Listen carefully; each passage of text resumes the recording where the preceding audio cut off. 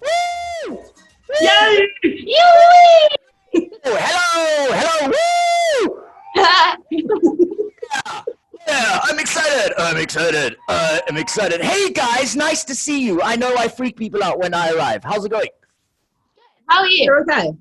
I'm good. I know when I jump into Zoom meetings, everybody thinks, oh my goodness, it's Nathaniel, but I'm not Nathaniel. You kind of look like him, I must say. I know. Everybody says that. And I'm made out of plastic, so I might be him without knowing. My goodness. Are you guys coping in lockdown? Yeah. Is digital for no? Is? Digital for no.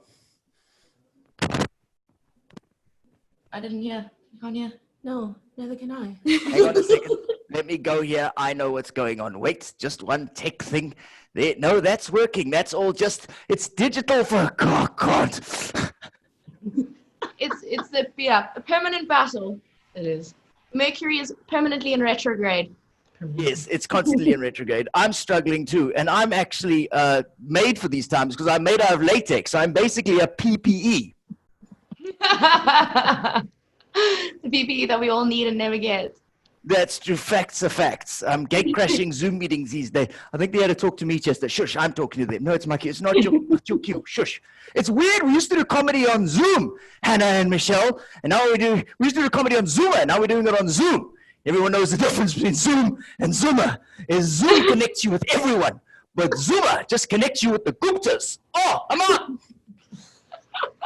Oh, that's brilliant.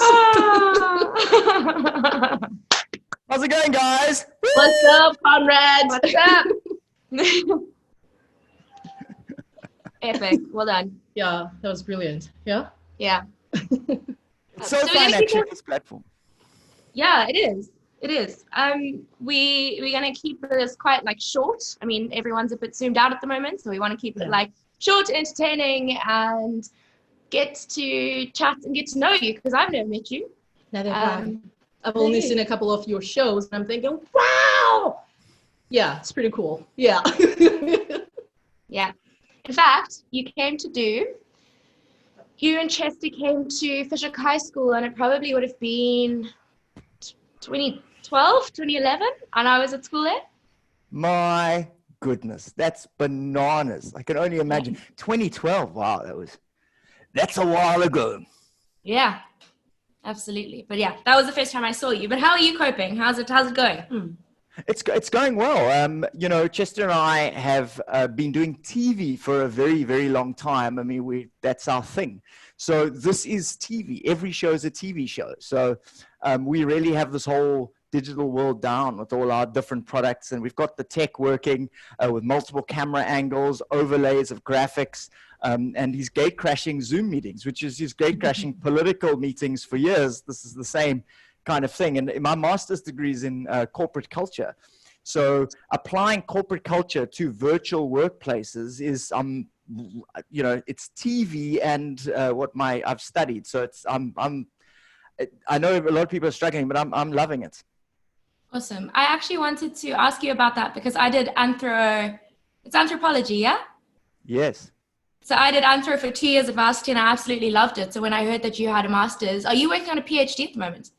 No, because I feel like I've got what I need to deliver the contents that I need to deliver. I have PhD thoughts in my head, like the concepts that I would say. But, for where we're at with my racism work, the anti-racism show, that's quite clear. And sometimes if you go into too much depth. So for me right now, the artistic side and performing and touring the world with comedy and sort of social commentary is where I'm at. Plus this exciting new digital world where you can connect with people from everywhere in one show. It's quite spectacular.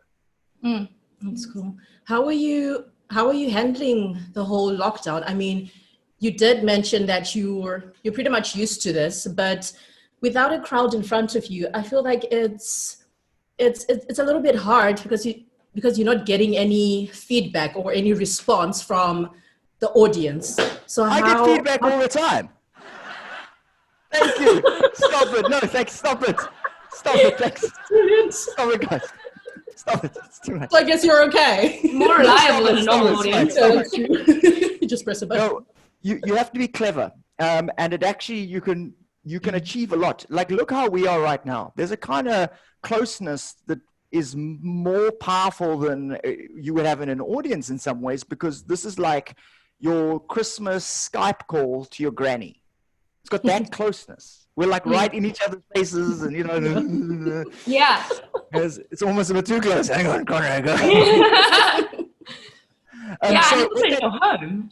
Yes, exactly. And it's in your home. So this adds a whole lot of layers. So what I do when I do my shows is I set up a TV, big TV over here, which you can't see, and I can see everybody. So I put them on Zoom or Microsoft Teams, and we can see each other, or I interact with the comment section if I have to, but I prefer when I can see the audience. We all turn our cameras on, and it actually becomes highly interactive. So in my Zoom with the View show, the team actually share information about their bosses, and then I add that graphics, like a picture of what the boss at the bank did last, at the last getaway, and as a result, there's this fusion of digital stuff, and I can see the audience a lot more than one would think. So it gets a lot closer to a show than you would think. I mean, you're right, it's not like live, but it's got attributes that live doesn't. So Chester, with the software you use, can talk through videos. He can add pictures while he's talking. I can jump out of shots, chase. So it goes from puppetry to ventriloquism. It's got this dynamism. I have a show called A Conversation on Racism with Chester Missing. It's a great diversity show to get people talking, and that is so powerful on this platform, because I can show pictures that show the message that I'm saying right next to the puppets. It's pretty spectacular once you get used. It takes a while to get the mechanism. I've got an iPad here where I trigger all the stuff you're seeing. So I can make the claps and things. I can change camera angles. I can add graphics, and you don't see me do it. It just happens. So do you feel like there's actually potentially more versatility in this virtual space? It's a balance. It's a balance. So what this does is it brings a whole new world to our fingertips. So while it's most powerful to experience laughter live, because people laugh more in groups, there's actually research that we laugh 30 times more around other people. Think about it. People who laugh on their own, it's a bit weird. It's like drinking alone. Although we all drink alone now. But it adds a skill set that I never had before. And virtual meetings aren't going away. I mean, people have been forced to go virtual. People are going to stay. People are going to be working from home, and that's what my show Zoom with a View is about. It's about how to create a team culture when you're never actually around each other. How do you replace those walking past each other moments in the office? And I would never have done that if we hadn't been forced into lockdown. So I'm enjoying building my skill set. Awesome. That's cool. And what have you missed the most since lockdown? Traveling, people, booze, Zol? Zol! No. What I do is quite global in concept, and I've been traveling the world, got some really amazing reviews, sellout shows in Canada, 5-star reviews in Australia, and I was set up to do Edinburgh Festival right now with my international management, Mick Perrin Worldwide, and we've had to postpone that to next year. So that's very, very frustrating. But I haven't kept still. I've been building what I do in the meantime. Amazing. And if you had to go anywhere in the world right now, where would you go? Oh, yeah, London. I want to see what's going. They're starting to do shows there. Eddie Izzard's busy doing those laid outs. They've got the resources to pull that off. But the whole world is what it is, to be honest. So, at home is where the power is. And people think we can't do this virtually. These meetings, aren't going to happen. But they are. I mean, you can really get some spectacular moments with a team if you know what you're doing. Like, get everybody to come with a funny hat. And then we have a joke around for the first 5 minutes about the funny hats. Bring pictures of when you were a baby, and we all put them up and guess who was which baby. And with you guys, it would be a bit easier. But I got jokes.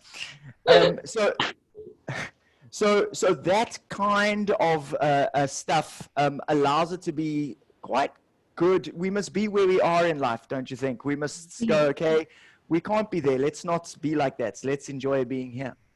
Absolutely. And actually in this time, it's so easy to get sucked into what life was like before, or potentially thinking about an after, which in theory is never really going to happen because our way of life has changed so significantly.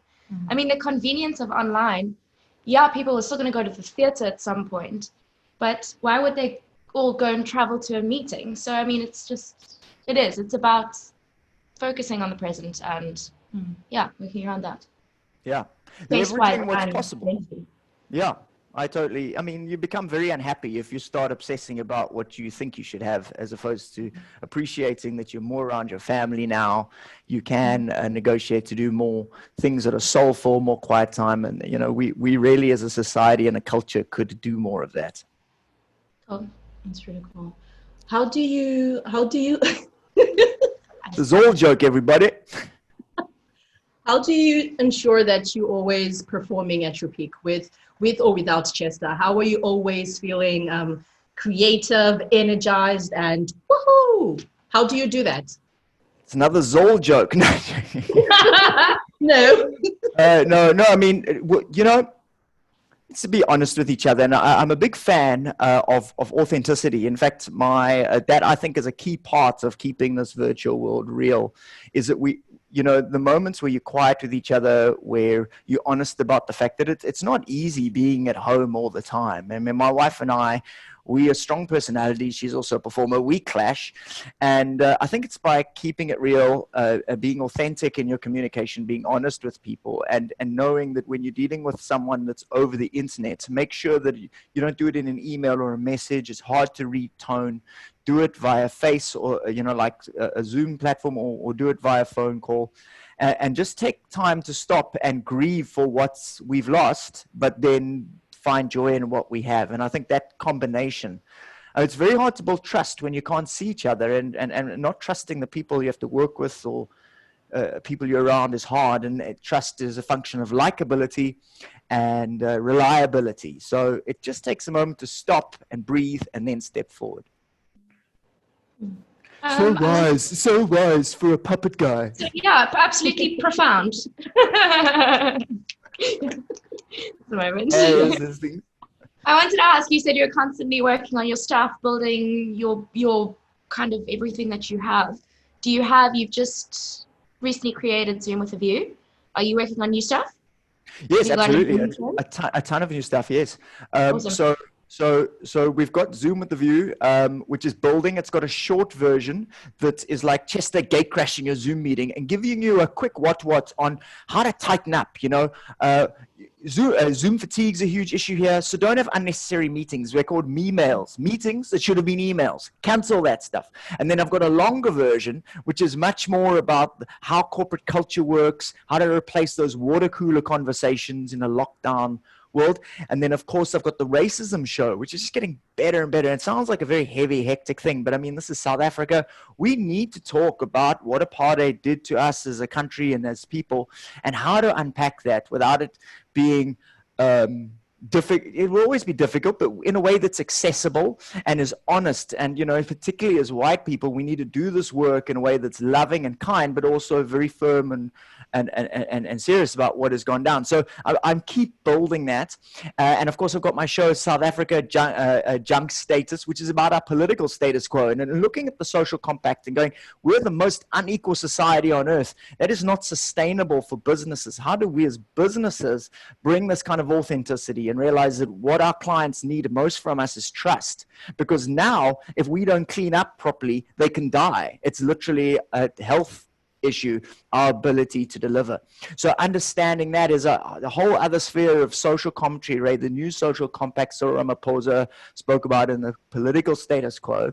And then, of course, I'm also doing work on, I've got another show that is lined up, a talk kind of, a lot of my stuff is kind of like a talk, but funny, because it's, you know, it's just got as much information as a corporate speaker, but just much more fun, is on gender. You know, we need to talk about how we as men have benefited from a system that is profoundly unfair, and see how the tiny ways that we reaffirm an unequal status quo. You know, it's sort of hard to deal with sometimes with the fact that the way I was taught to be a man, a white straight man, was homophobic, misogynist, and racist. And that's not, a lot of people go, you're being woke. No, it's just being decent. It's just caring about how people are doing. In every society, you got an in-group and an out-group. And, 6 out of 10 senior managers in this country are still white. Majority of them are white men. And they're not wrong, but how do we make the society work for everyone who lives in it? So my next show will be on gender and sexuality related issues. Awesome. Looking forward to it. Yeah. Excited. Nice. Shall we round it up? Do you have any last questions? I've got maybe one serious one and one silly one. The answer is Zol to both. Zol. No. Zol always... Just No, the general theme of the whole interview. Yeah. And Zol with Conrad Koch. I should probably call it that. We had a Zol. I'm not opposed. Okay, so the serious question is, with politics, Conrad, I feel like it's a very, even racism and the whole topic itself, racism and politics, for me, I feel like it's very heavy. And when people talk about it, there's always some heaviness and Avoidance. Yes, and people always want to avoid such topics. So how do you do it? I mean, it is a big elephant that needs to be addressed, but how do you, or where do you get the balls to talk about that? Zol!